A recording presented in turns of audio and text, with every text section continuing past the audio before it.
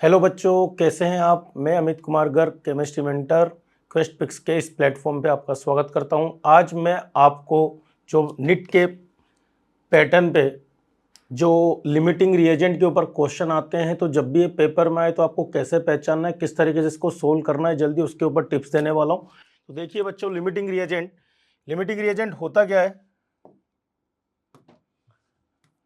जब भी आपको कभी भी किसी भी रिएक्शन में अगर टू या मोर देन टू रिएक्टेंट के बारे में अगर इंफॉर्मेशन गिवन हो, ग्राम में, मोल में या वॉल्यूम के फॉर्म में, तो आपको उस रिएक्टेंट में चेक करना होता है कि कौन सा रिएक्टेंट पहले कंप्लीटली कंज्यूम हो रहा है, वो लिमिटिंग रिएजेंट है।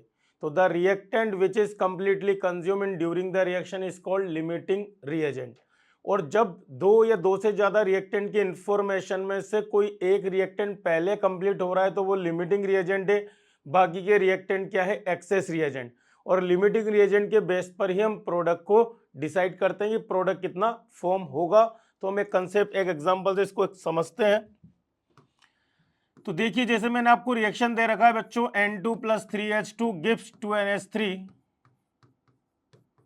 और यहां पर आपको क्वेश्चन में N2 के 10 मोल दिए हुए हैं और हाइड्रोजन के 25 मोल दिए हुए हैं, और आपसे पूछा जा रहा how many moles of ammonia form, how many mole of ammonia form.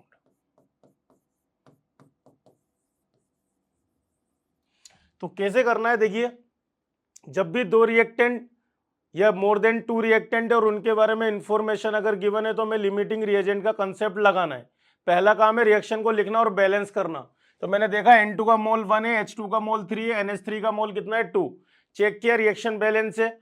अब रिएक्शन में बैलेंस में जो आपको मोल्स दे रखे इंफॉर्मेशन, वो इनिशियली मोल्स मैंने लिख दिया। N2 का 10 मोल है, हाइड्रोजन का 25 मोल है।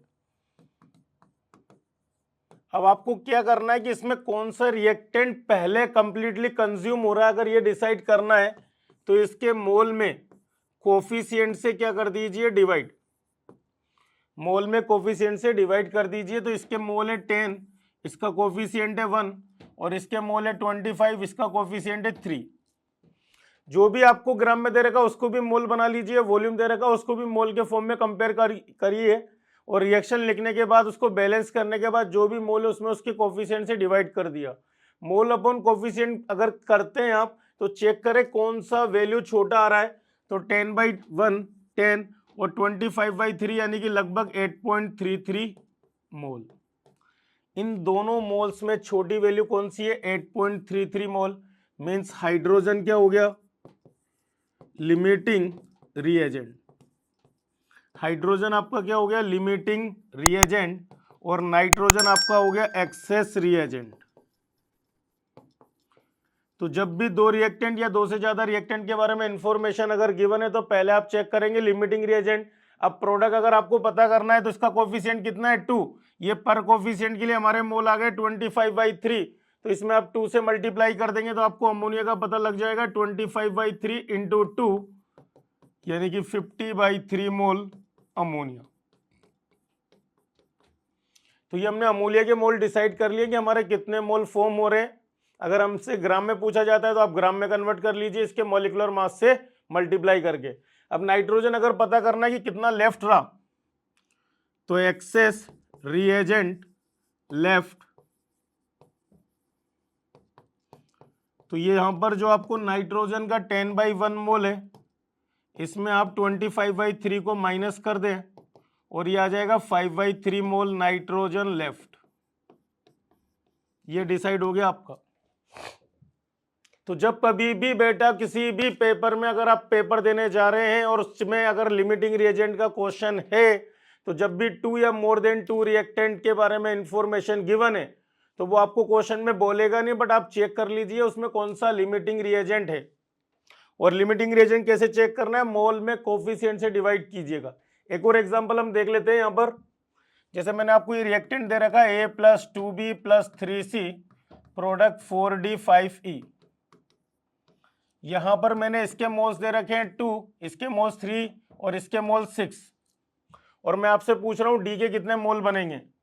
तो आपको जब भी दो रिएक्टेंट से ज्यादा के बारे में इंफॉर्मेशन अगर गिवन है क्वेश्चन में, तो लिमिटिंग रिएजेंट का कंसेप्ट लगाना है। इनके मोल्स जो आपको दिए हुए हैं, इसमें इनके कोफिशिएंट से आप डिवाइड कीजिएगा। तो मोल अपॉन कोफिशिएंट अगर आप करेंगे, इसका मोल है 2, इसका कोफिशिएंट 1, 2/1, इसका मोल है 3, इसका कोफिशिएंट 2 है, 3/2, इसके मोल से 6, इसका कोफिशिएंट 3, तो यहाँ पर ये 2 आ जाएगा, ये 1.5 आ जाएगा, और ये कितना आ जाएगा 2। छोटी वैल्यू किसके लिए आ रही है? बी के लिए, मीन्स बी आपका क्या हो गया? Limiting reagent. यानी कि पूरा प्रोडक्ट अब किससे डिसाइड होगा? बी से। अब अगर आपसे डी पूछा जा रहा है, तो ये जो मोल अपॉन कोफिशिएंट किया है पर कोफिशिएंट के लिए आ गया है, इसका कोफिशिएंट कितना है? 4, तो इसका आंसर आ जाएगा 1.5 इंटू 4 यानी कि 6 मोल डी। और ई का अगर पूछा जा रहा है तो 1.5 इंटू 5 तो 7.5 मोल ई, और ये हमारा डी। तो आई होप आपको क्लियर हुआ होगा लिमिटिंग रिएजेंट के लिए कि किस तरीके से करना है। अगर आपको ये चीज पसंद आता है तो आप हमारे चैनल को लाइक करें, सब्सक्राइब करें। Thank you.